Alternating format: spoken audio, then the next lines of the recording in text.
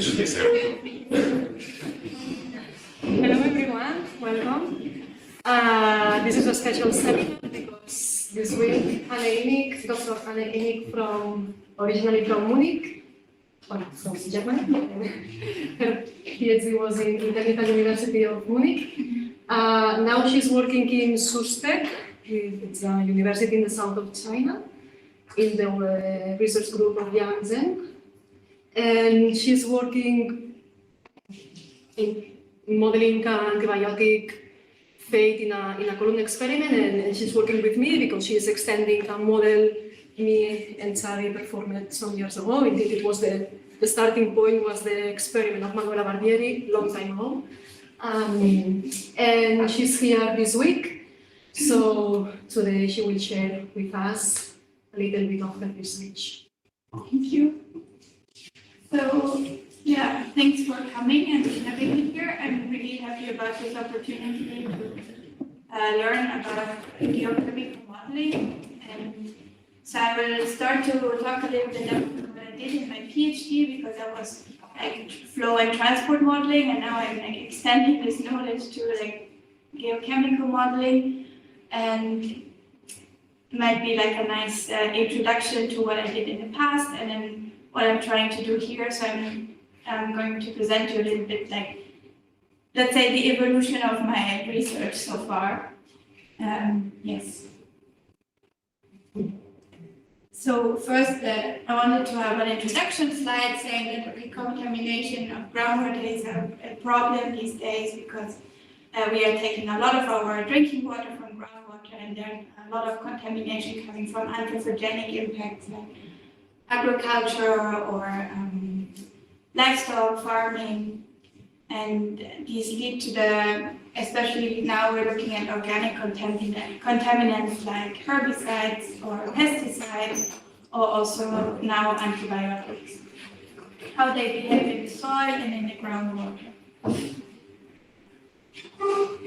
So if we want to understand how these contaminants move or also absorb or end up in the groundwater, how they move in the soil and end up in the groundwater, we have like a lot of different processes that we can look at, and I made this slide to show a bit that there are like transport processes where contaminants are transported with the water in advection processes, or they can also be taken up by plants, and from the plants they can also go in the gas phase again, and the same is volatilization, and we also have the fate of the contaminants in the soil, absorption, degradation, or also uptake of the plants.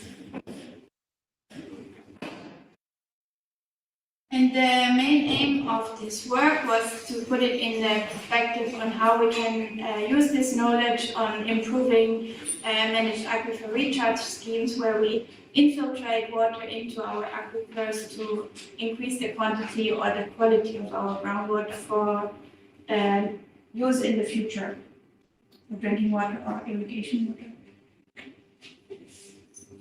So the first study I did was looking at lysimeters. Lysimeters are measurement devices which are built in a field.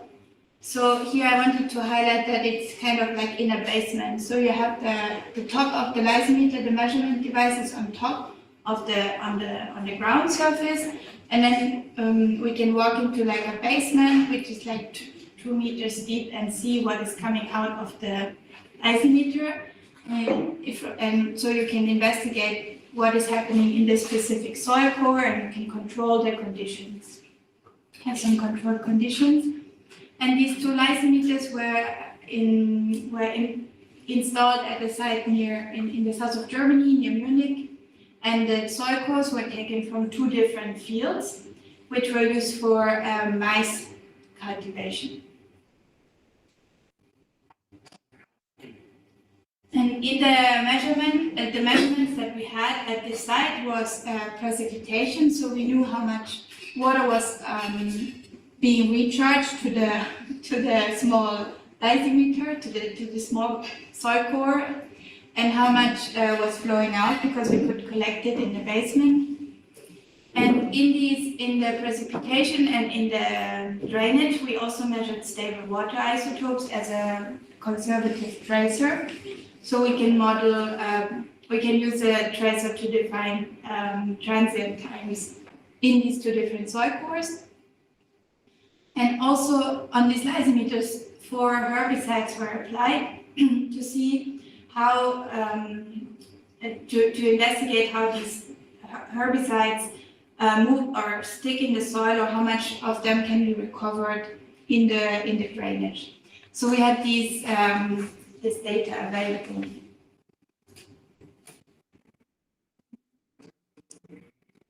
So the idea was to use modeling tools to describe the measurements and try to interpret. That's what I wanted to say with this picture there. Try to interpret what is happening, like building a world with these mathematical and physical tools that we had, building a world of what can happen in our lysimeter, and therefore interpreting the data, analyzing the data.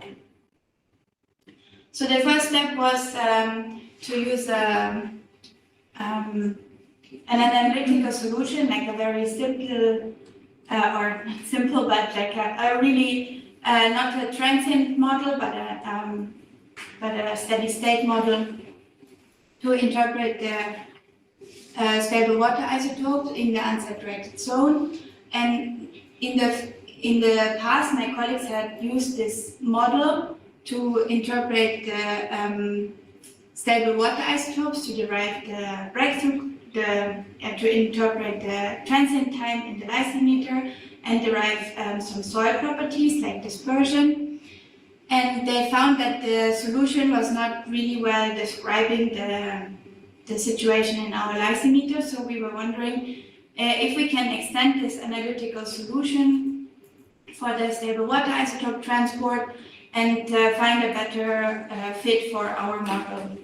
And we did that by including preferential flow passes to our model, because we were thinking that we found in the outflow of the lysimeter discharge, we found like very strong fluctuations, and we tried to relate them to rain events, and that's where we came up with the idea that maybe we can extend our model with preferential flow passes and see if that can represent our data better.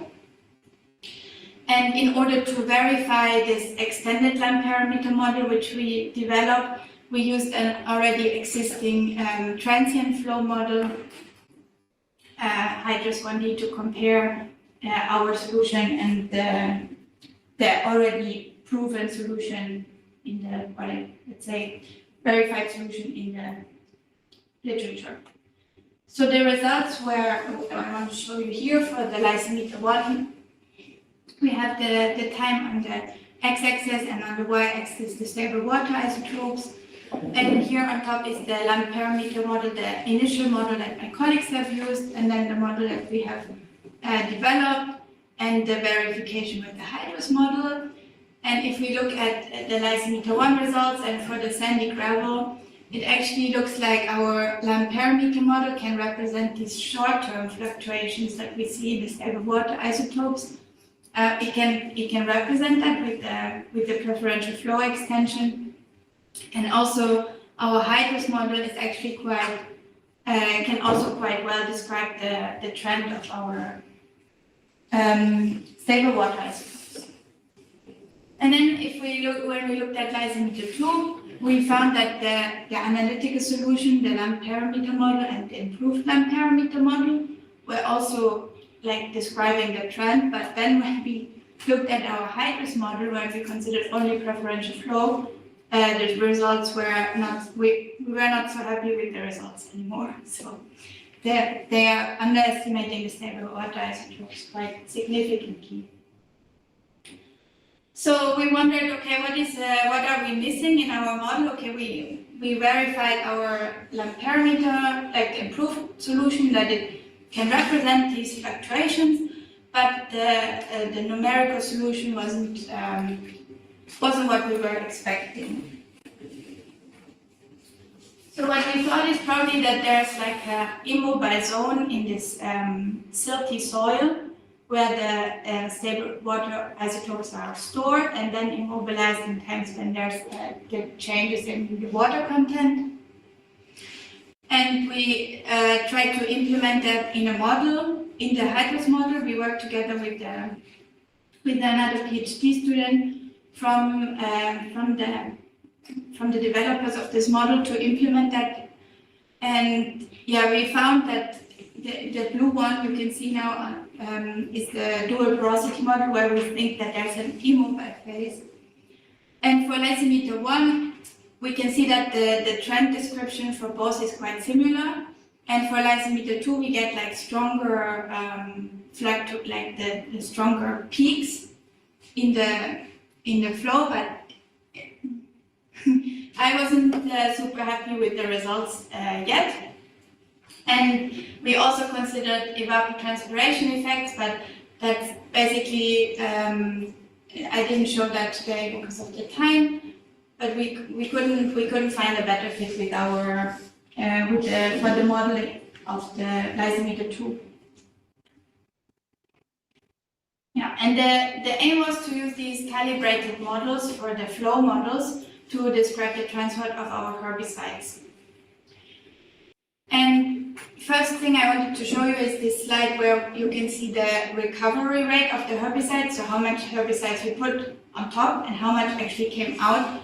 And these are the numbers. So for lysimeter 2, for metolachlor, like 12.8% of the herbicides were recovered. So the 12.8% is that we also measured some of their metabolites. So only like a very small part of these herbicides, which we applied on top, actually ended up in the drainage. So we can find for lysimeter 2, we can find that 21% of the metolachlor was actually recovered. So what happened with the other 80%? They are like still in the lysimeter, so we wanted to investigate that with the model. R was removal or removal rate? Recovery rate. Recovery rate, yeah. And one of the ideas was that maybe there were like microbes, also because we had the metabolites, so we knew that probably microbes are degrading these herbicides. And we were looking at, we used the stable carbon isotopes to see the influence of these, of the biodegradation effects.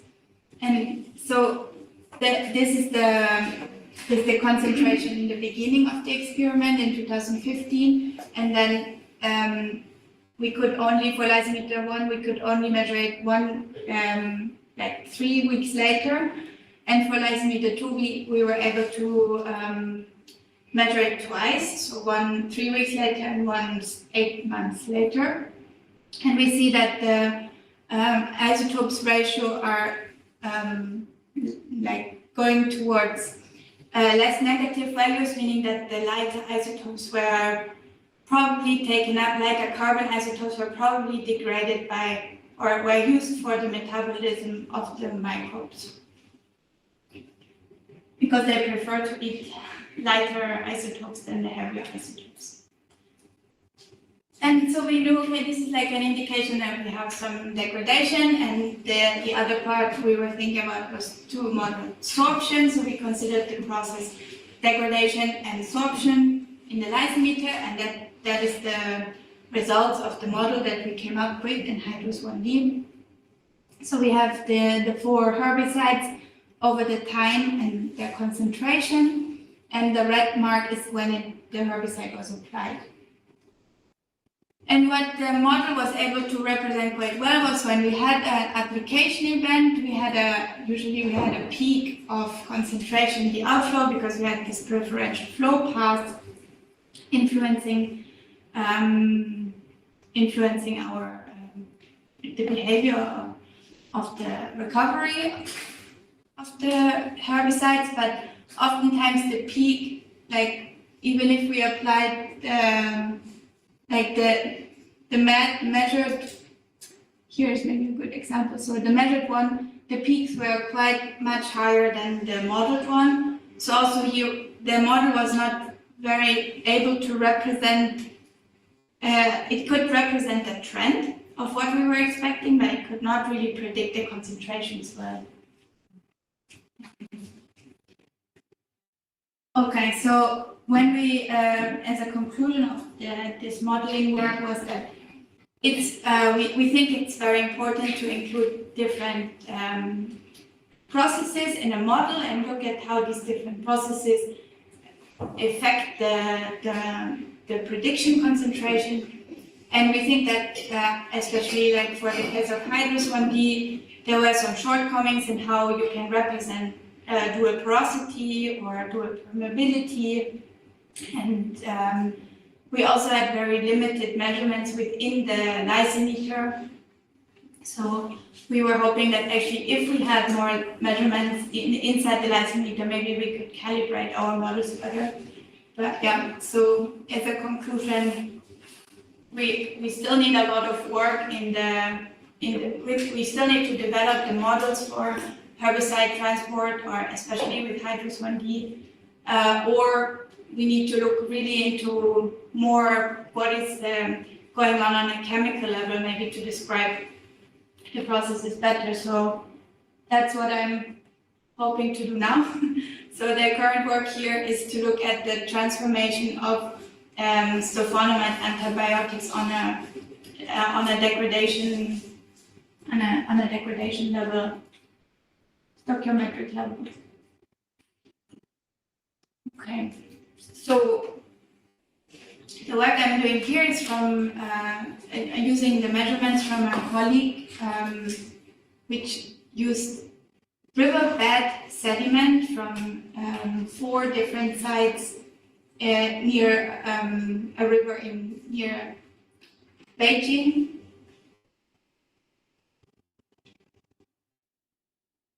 She did some batch experiments to see to do some absorption and degradation tests on sulfonamide antibiotics.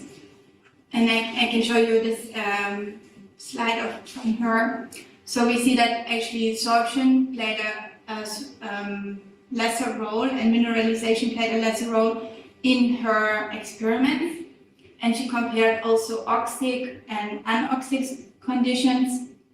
And the picture looks quite similar. So the mineralization is of lower importance, and the biodegradation is of higher importance. Yeah, absorption. Like here, the biodegradation under oxic condition is much higher than under anoxic conditions over the longer period. And so she came up with, like, based also on the work of Paula and Xavi before, on like how the degradation process of the sulfonamides could look like, and which are the driving redox conditions that lead to the formation of metabolites of these antibiotics. So that's the result of her work. And what she did next was to do a column experiment. So making the model or making the experiments more complicated, implementing also flow conditions into the experiment and seeing how that will affect the sulfonamide degradation under different redox conditions.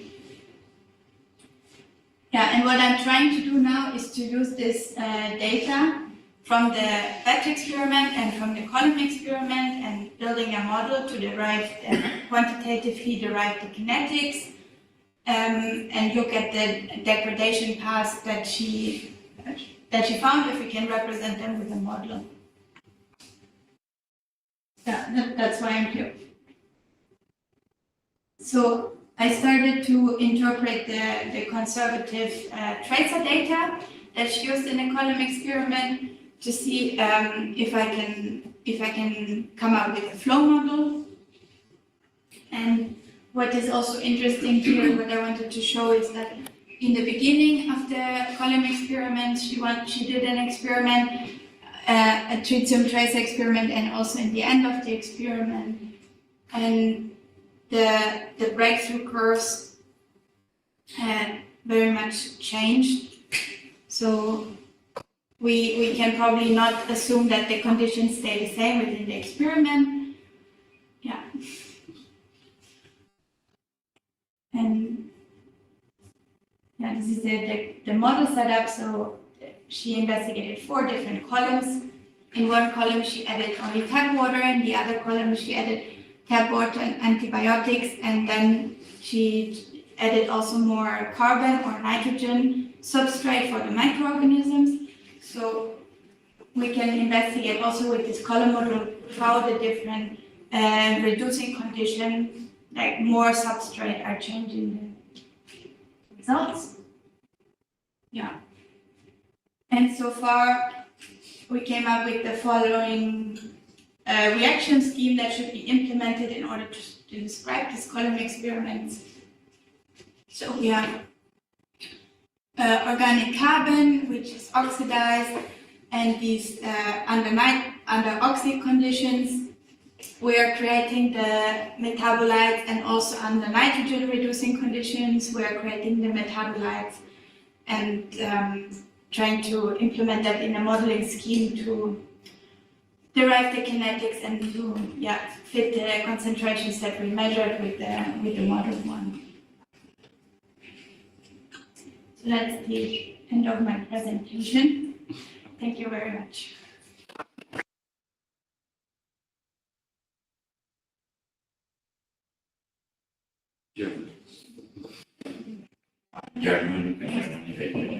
Yes.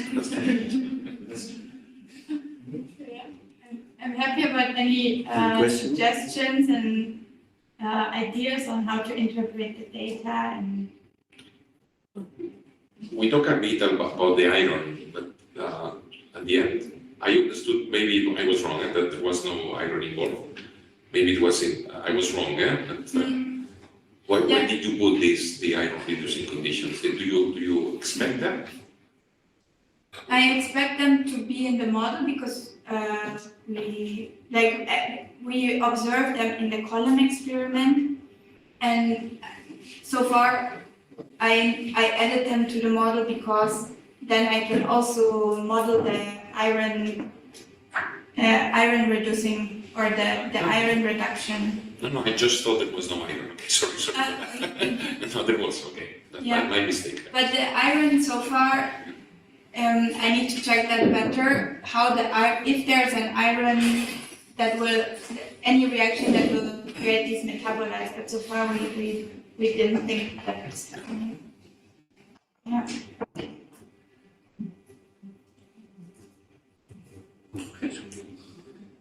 Yes. I have several questions. The first one is about the early part of your experiment. I was very much surprised that you didn't have a build-up of oxygen-18. And I don't understand why. I mean, I thought that the water you were applying was like rainfall, so you should have evaporation, and therefore you should have an enrichment in oxygen-18. And yet, there seemed to be no enrichment. In fact, in the two, I don't know if it was double porosity or double bath, because so that this is another question. In the hydros with two things model, whether it was double porosity or double, but in that model, that figure, the other one, it looked like the two paths model, the outflow of the oxygen even goes down, and I see no mechanism why it could go down. So my question is, what are you modeling? Are you modeling the enrichment during evaporation? Or? Yeah, we tried that. I didn't put the slide here. We tried to model the enrichment because usually this model doesn't include the enrichment of the enrichment. Partition. It doesn't include the evapofractionation because of it doesn't include the evapofractionation of stable water isotopes. So we added this to the model in a collaboration, and maybe I have the slide in the supporting information. But the one that I showed you is not considering evapofractionation. But in reality, No, really, you don't give, then so you have no partitioning at all. Can you maybe, I'm not sure what you mean by partitioning, because of course there's Fractionation, how is fractionation? fractionation, there is definitely fractionation because there we have like fluctuations between summer and winter. So No, but this is in the rainfall. yeah, So the water that arrives in summer and winter is different because there was fractionation during the evaporation from the sea. But I mean, in your column, if you are applying, it is very sensitive to how much water you're applying. But if you're applying like rainfall, usually the evaporation is, I don't know, 70–80% of the water evaporates, evapotranspirates. So you have a significant fractionation. And in your model, it looked like the oxygenating coming out was the same as the one coming in. And so that, I was surprised. And my question is... yeah. So here you can see in figure A, you see the precipitation. This is the rainfall, precipitation, rainfall. So that's indeed, so then I misunderstood some of your figures. So it does indeed, significantly, very significant. And B and C is what comes out. So this is like a mixing, or what happens to the isotopes in the soil, and this leads to the signature in the figure B and C. B for Lazimeter 1 and C for Lazimeter 2.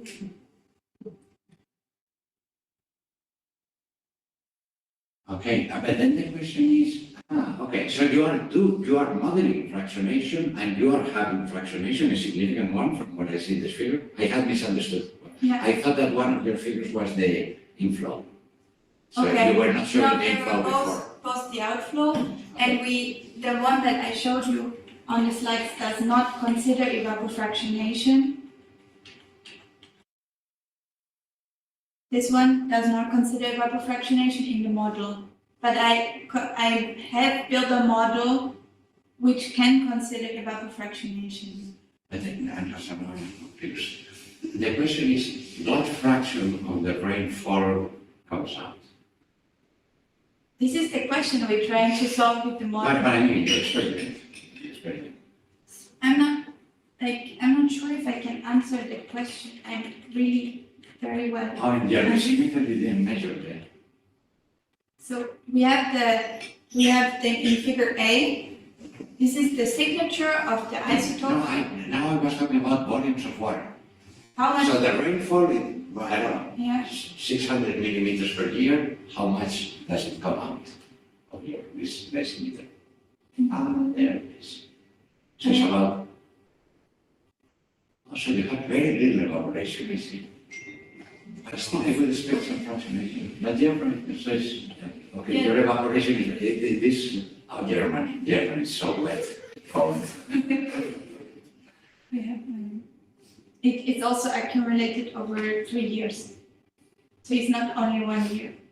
Yeah, no, but the point is that the amount of evaporation is very small because you get more than half of the rainfall did infiltrate.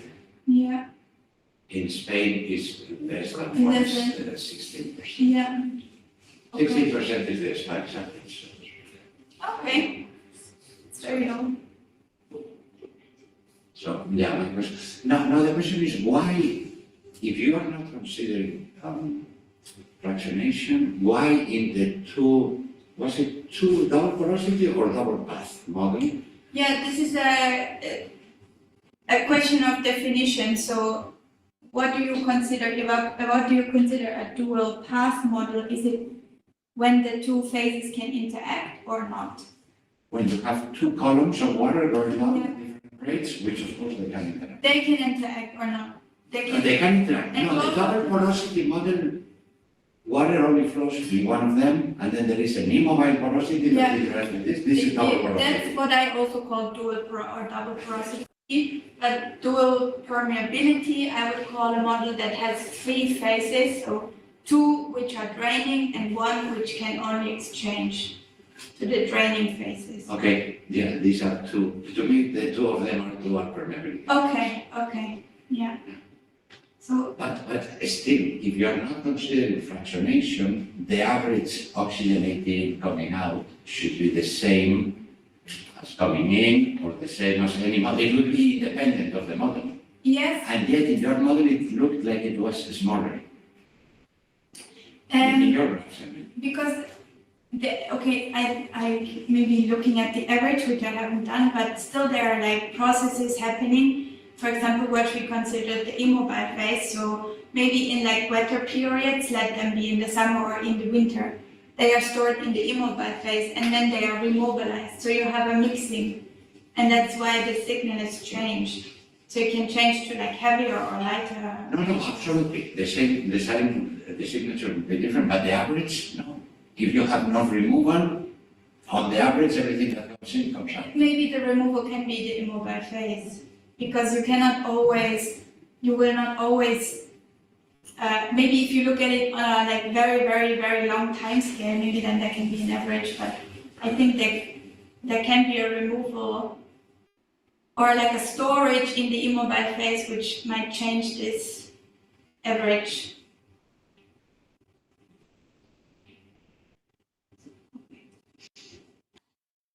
My opinion. Maybe related to that, your model of your pesticides, you have some parameter that is the decay. Yeah. And what is the number of this decay parameter? Is it the same for is it homogeneous? Yeah, Right. is first order kinetics Yeah. over the whole period. Yeah, it stays constant. Yeah, and how much is it? Or let's say, yeah, it's a calculated parameter, but because that gives you a little bit how much is decaying it, Yeah. which I think is the thing that you want to know. Well, if you don't have it,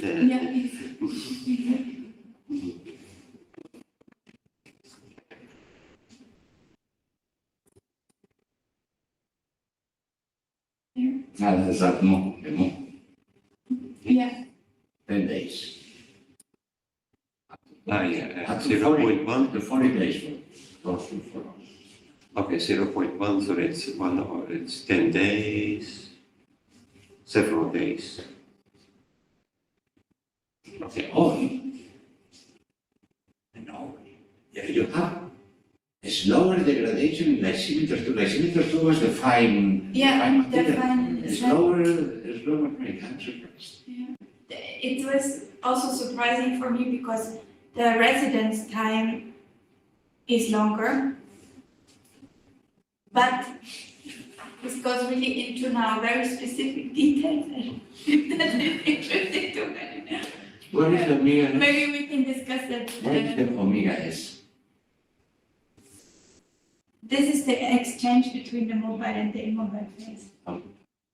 Maybe I can show you more details later. Yeah, it is very tricky because depending the meaning of this new, I already asked you so much that I didn't want to ask more, but I have questions about this because the meaning of the parameters, this, which I just read as they present 40 days for sulfuron or 50 days in lysimeter, it depends so much on how you write the equations, whether it is multiplied. Remember that for ultraviolet filter, the mu you can multiply by 1,000 depending if you refer to the mobile concentration, which is what everyone does, but really it is degrading in the immobile zone, which is so in a paper that we are writing with Howland, depending on how you define this parameter, it can be from 1 to 1,000.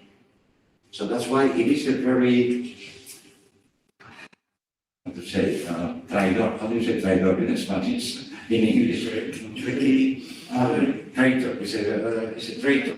You have to be careful because it will stab you in the back. Yeah. And also I think in this model, it can also be that this parameter does not only represent biodegradation, but also other processes which were somehow lumped together because The KD, And this is exactly what I'm referring to. Depending on how this KD works and whether this mu is multiplied by retardation or not, we will get a very different. Yeah, this is something that is intrinsic to the model.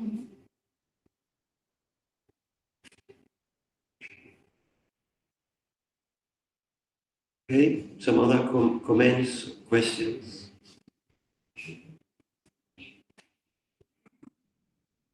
Then, thank you. Thank you.